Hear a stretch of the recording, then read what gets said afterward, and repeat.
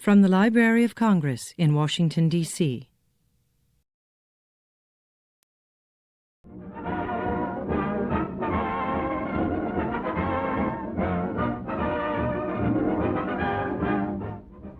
All American News brings you our people's contribution to America and freedom.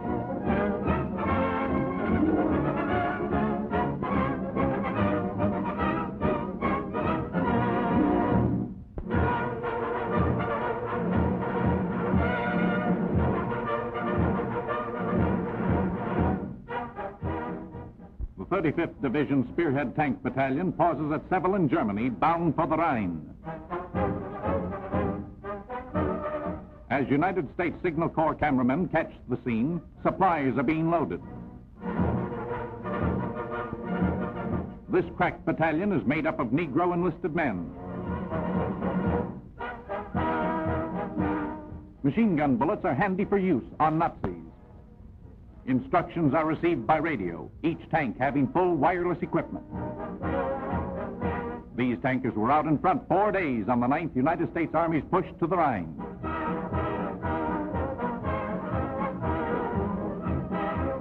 A Negro medic checks the casualty.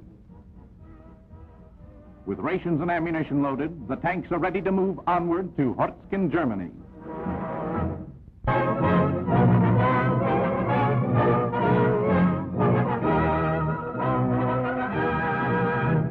Benjamin Wiggins, I understand on the 18th of April you'll be 102 years of age. You recall the first president you voted for and where? General Grant was the first president that I voted for in Plainsboro, Middlesex County, New Jersey. Mr. Wiggins, do you recall what you were doing on the day that you voted for President Grant? I was working on a farm, shucking corn.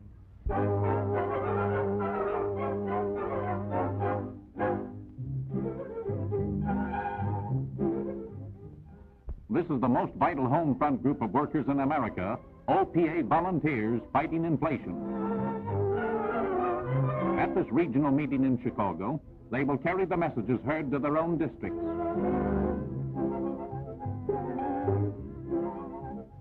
Bryant A. Hammond, public relations executive of the regional group, gives an important lesson on the perils of inflation. They learned that in World War I, inflation was experienced. For instance, eggs rose from 30 to 94 cents a dozen. Wages were slashed, farmers lost their lands, people were homeless, all due to inflation. But this can be prevented. O.P.A. workers must see that rent ceilings are maintained in their communities. They must fight black markets. Always pay ration points. These workers will form anti-inflation committees.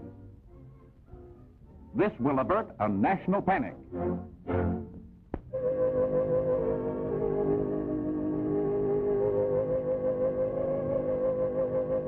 Easter this year brought throngs to churches of all denominations throughout the land.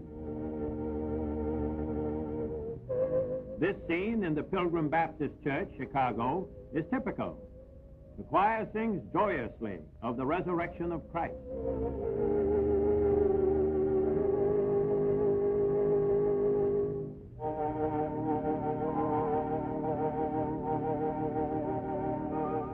Christians raise their voices in prayer, glorifying their God and asking for victory and peace.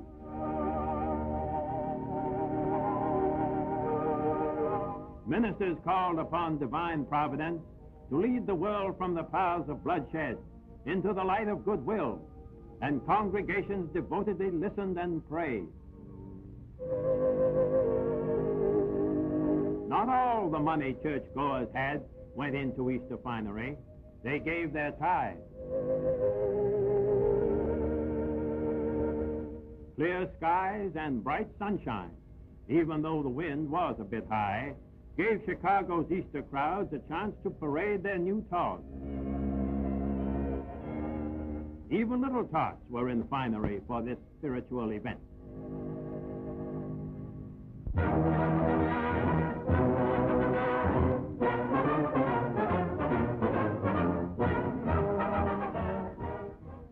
At Freeman Airfield in Indiana, typical training takes place, which is being duplicated in many other centers throughout the country.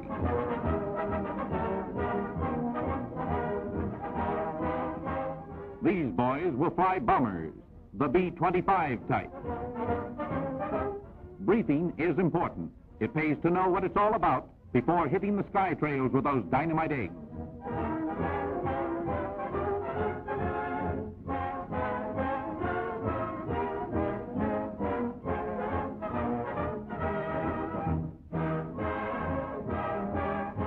Their mission fully understood, the trainees don parachutes and get ready for flight.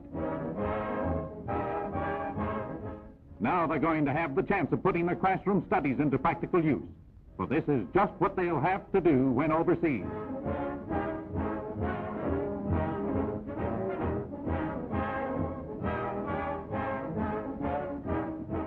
Nice eggs to lay on the Nazis and the Japs, and you can well understand how eager these boys are to get training over with and see some real action.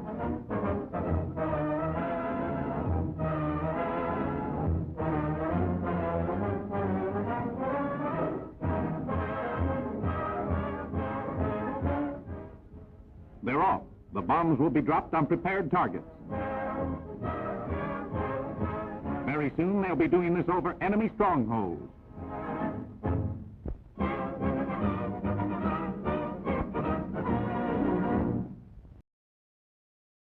This has been a presentation of the Library of Congress. Visit us at loc.gov.